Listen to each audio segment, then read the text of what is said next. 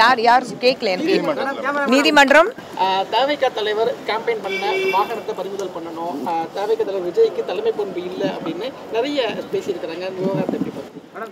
அது தேவிகா தான் பதில் சொல்லணும். அதுக்கு ஸ்போக்ஸ் பர்சன் நான் கிடையாது, விஜய் அவர்களுக்கு ஸ்போக்ஸ் பர்சன் நான் கிடையாது. பிஜேபிக்கு சம்பந்தமாக கேள்விகள் இருந்தால் நான் பதில் கொடுப்பேன். விஜய் அவர்களை வந்து பாஜக வந்து பாதுகாக்கிறதுன்னு ஒரு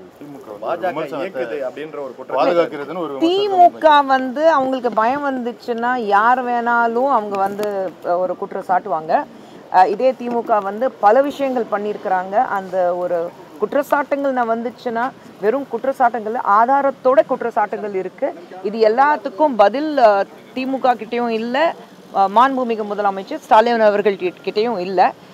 ஏன் இது நடந்தது, ஏன் இப்படி ஆச்சு, ஏன் அப்படி ஒரு கேள்வி வந்தாலே அவருக்கு வந்து காதில் பஞ்சு வச்சுட்டு உட்காந்துடுறாரு. அவருக்கு எதுவுமே கேட்கறது இல்லை, கண்ணால் பார்க்கறது இல்லை, அப்படியே ஒரு மியூட் மோட்ல போயிடுறாரு. அந்த ரிமோட் கண்ட்ரோல் எங்கே இருக்குன்னா எனக்கு தெரியல. அந்த ரிமோட் கண்ட்ரோல் இருந்தால் யாராவது அந்த மியூட் பட்டன் ஓப்பன் பண்ணிட்டு முதலமைச்சர் அவர்கள் நிறைய கேள்விகள் இருக்கு ஏன்னு சொல்லிட்டு இந்த பிரச்சனை ஏன் நடந்தது, ஏன் விஜய் அவர்களுக்கு வந்து ஒரு சின்ன இடம் கொடுக்கப்பட்டது, அவருக்கு இவ்வளோ கூட்டம் வரும் நல்லாவே தெரியும், அப்புறம் ஏன் ஒரு ப்ராப்பர் போலீஸ் பந்தோபஸ்து இல்லை, ஏன் பாதுகாப்பு இல்லை, ஏன் தேவையில்லாமல் அங்கே ஒரு ஆம்புலன்ஸ் வந்தது, பேஷண்ட் இல்லாமல் ஏன் ஆம்புலன்ஸ் அந்த வழியாக வந்தது, ஏன் போலீஸ் ஒரு லத்தி சார்ஜ் பண்ணாங்க, நிறைய ஏன்ங்கிறது கேள்விகள் இருக்குது. ஆனால் எந்த கேள்விகளுக்கு முதலமைச்சர் அவர்கள் ஒரு மியூட் மோட்ல போயிட்டு ரிமோட் கண்ட்ரோல் யார் கையிலையும் கொடுத்துட்டு அவர் மியூட் மோட்ல போயிட்டாரு, பதில் வராது. ஒரு நிமிஷம், யாராவது ஒருத்தர் கேளுங்க. மணிப்பூர் முடிஞ்சு போன விஷயம், இது ரெண்டுமே கலப்பி நீங்க பேசக்கூடாது. மணிப்பூர்ல என்ன நடந்தது அது இங்கே கரூர்ல நடந்ததுக்கு ரொம்ப வித்தியாசமா இருக்கு. இன்னொன்று வந்து எப்பவுமே அங்க நடந்து முடிஞ்சதுக்கு அப்புறம் ஏன் இது பண்ணலைன்னா நீங்க அப்படியே வந்து ஒப்பிட்டு பேச ஆரம்பிச்சீங்கன்னா நிறைய விஷயங்கள் தேவையில்லாம வந்து பேச வேண்டியதா இருக்கும். மணிப்பூர் வந்து ஒரு பார்டர் பிரச்சனை இருக்கு, அது முதல்ல நம்ம எல்லாரும் புரிஞ்சுக்கணும். அங்க நடந்தது சம்பவம் ரொம்ப ஒரு கோர் சம்பவம், அது நடந்திருக்கவே கூடாது. அது எல்லாத்துக்கும் நானே தலை குனிஞ்சு நிற்கிறேன் நான் உங்க முன்னாடி. ஆனா அது வந்து ஒரு பார்டர் பிரச்சனை இருக்கு, கரூர்ல நடந்த பார்டர் பிரச்சனை கிடையாது. தயவு செஞ்சு இது ரெண்டுமே ஒப்பிட்டு யாராவது பேசினாங்கன்னா தேவையில்லாத பிரச்சனைகள் கிரியேட் பண்ணுறதுக்காக தான், இல்லை தனக்குன்னு ஒரு சாதகமாக ஒரு விஷயம் இருக்கணும், நான் ரொம்ப புத்திசாலி அதனால தான் ரெண்டு ஒப்பிட்டு பேசுவேன்னா தன்னுடைய புத்திசாலித்தனத்தை காட்டாமல் தன்னுடைய முட்டாள்தனத்தை காட்டுறதா இது நான் எடுத்துப்பேன்.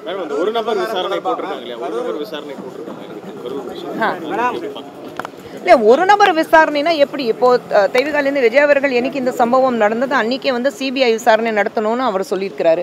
ஆனால் ஸ்டேட் கவர்மெண்ட் என்ன பண்ணியிருக்கு, எஸ்ஐடி தான் போட்டிருக்கீங்க. யார் பிரச்சனையிலே யார் அங்கே இருக்கும்போது இந்த மாதிரி ஒரு சம்பவம் நடந்திருக்கு, அவரே வந்து சிபிஐ விசாரணை நடத்தணும். ஆனால் ஸ்டேட் கவர்மெண்ட் சிபிஐ வேண்டாம் நான் எஸ்ஐடி தான் போடுவேன்னா அது எனக்கு புரியல. மறுபடியும் அந்த கேள்வி தான் முதலமைச்சர் அவர்களுக்கு, ஏன் நீங்கள் சிபிஐ விசாரணையிலேருந்து ஏன் பின் வாங்குறீங்கன்னு எனக்கு புரியல. மேம், கரூர் விவகாரம் தொடர்பாக பாஜக தலைமையிடம் வந்து விஜய்கிட்ட தொலைபேசி வாயிலாக தொடர்பு கொண்டு பேசியிருக்காங்க. 2026 திமுக வீழ்த்தணும்னா நீங்கள் என்டிஏ கூட்டணிக்கு வாங்க அப்படின்ற மாதிரி அழைப்பு விடுத்த மாதிரி யார் சொல்லியிருக்கிறாங்க? இல்லை யார் அந்த இல்லை இது அதுதான் சொல்கிறேன். இந்த மாதிரி எல்லாரும் கேமரா முன்னாடி இந்த யூடியூபர்ஸோ இல்லை அது ரெண்டாவது விஷயம். ஆனால் இதில் வந்து உண்மை இருந்தால் தான் வர வைக்க வேண்டாம்னா அது ரெண்டாவது.